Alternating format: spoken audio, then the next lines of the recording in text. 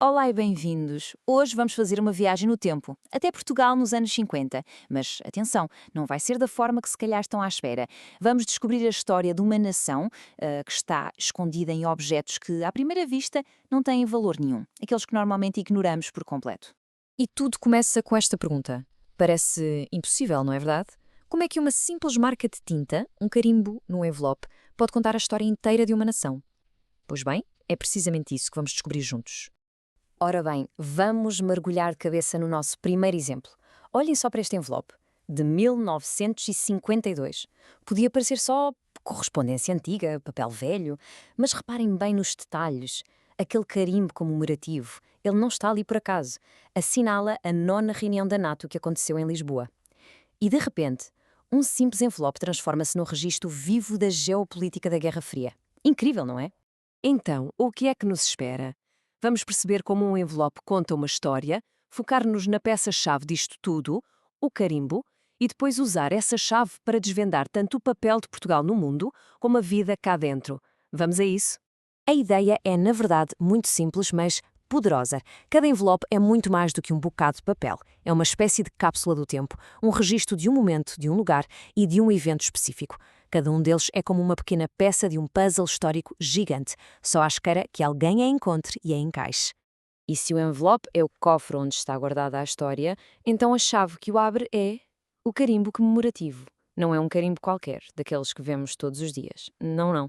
É como um portal em miniatura para um evento muito, muito específico. Então, o ponto crucial é este. O que é afinal um carimbo comemorativo? Bem, a definição oficial diz que é um carimbo especial, de uso muito limitado, às vezes só para um dia, e que tem sempre uma ilustração ligada ao evento que se está a celebrar. É como se fosse um cartaz em miniatura, basicamente. E esta comparação mostra perfeitamente a diferença. De um lado, temos o carimbo normal, o do dia a dia. É funcional, serve para nos dizer de onde e quando a carta foi enviada. Ponto. Do outro lado, comemorativo, essa é outra história. É uma pequena obra de arte que celebra um momento especial e transforma um simples envelope numa recordação. Ok, agora que já sabemos o que ia procurar, começa a parte mais gira. Afinal, o que é que estes carimbos nos contam? Bem, a primeira grande história é, francamente, surpreendente. Eles mostram-nos um Portugal muito, mas muito mais ligado ao resto do mundo do que se poderia imaginar na altura. Esta coleção de carimbos revela uma coisa. Lisboa, nos anos 50, estava longe de ser uma capital isolada. Pelo contrário, era um verdadeiro palco para o mundo. Acolhia de tudo, desde reuniões militares super importantes, como a da NATO, a congressos internacionais de arquitetos, de desporto, de turismo. Era, claro, uma forma de o regime projetar uma imagem de relevância e de uma certa abertura para o exterior. Vamos olhar para este exemplo em concreto. É o carimbo da reunião da NATO de 1952. É preciso pensar no contexto. Estamos em plena Guerra Fria. Acolher um evento desta dimensão em Lisboa não era uma coisa qualquer. Era uma afirmação política muito clara do alinhamento de Portugal com o Bloco Ocidental. Mas atenção, nem tudo era política e defesa.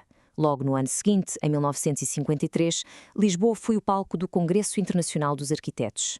E isto mostra uma faceta completamente diferente.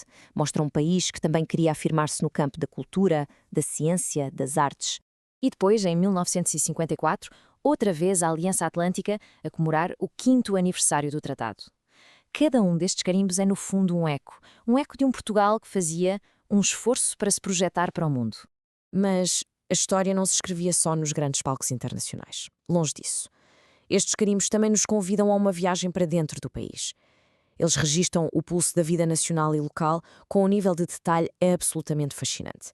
E que mosaico que encontramos. Temos de tudo, desde celebrações do milénio de cidades como Guimarães, à inauguração de monumentos cívicos, passando por festejos de eventos históricos com 700 anos e até visitas presidenciais aos Açores.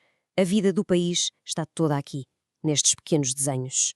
E de repente, descobrimos um lado completamente diferente do país. Vejam só, em 1954, em Faro, o que é que se celebrava? Um campeonato de vela. Isto mostra-nos o desporto, o lazer, a vida mais cotidiana. No mesmo ano, mas em Barcelos, a celebração já é mais solene, a inauguração de um monumento ao bombeiro voluntário. É um tributo claro ao espírito de comunidade, ao serviço cívico. E este é absolutamente fantástico. Um carimbo de Leiria a assinalar os 700 anos das Cortes. Imaginem, é um país a celebrar a sua história mais profunda, a criar uma ponte entre o presente dos anos 50 e as suas raízes lá na Idade Média. E esperem lá, porque a história ainda tem mais uma camada, quase como um jogo de espelhos. O próprio ato de colecionar selos e carimbos, a filatelia, era um fenómeno cultural tão, mas tão importante que também era celebrado. Pensem nisto. De Torres Vedras a Vila Franca de Xira, de Lisboa ao Porto, por todo o país organizavam-se exposições filatélicas. E a parte irónica? Cada uma destas exposições tinha o seu próprio carimbo comemorativo, ou seja, criavam-se novos itens para os colecionadores dentro dos próprios eventos de colecionismo. E este carimbo é talvez o exemplo máximo disto tudo. O do primeiro congresso da Federação Portuguesa de Filatelia. O hobby, a paixão de colecionar, tornou-se o próprio evento. Um evento tão importante que mereceu o seu próprio registro histórico. E tudo isto nos leva à conclusão da fonte original, a uma frase que, sinceramente, resume tudo na perfeição. O conjunto destes envelopes acaba por construir, e cito, por si só uma rica resenha histórica. Não é só uma coleção de selos. É, na verdade, um arquivo nacional em miniatura. Então, o que acontece quando juntamos todos estes pequenos ecos do passado? Bem, peça a peça, carimbo a carimbo, começa a emergir uma narrativa fascinante sobre uma década inteira da história de Portugal. E esta linha do tempo mostra isso mesmo. Olhem, em 1952, o grande tema são as alianças internacionais do pós-guerra. 2 anos depois, em 54, vemos uma explosão de celebrações locais e cívicas. Em 56, é o desporto mundial que chega a Lisboa. E em 59, o foco vira-se para a história das cidades. É um retrato super dinâmico de uma nação em movimento. E tudo isto deixa-nos a pensar.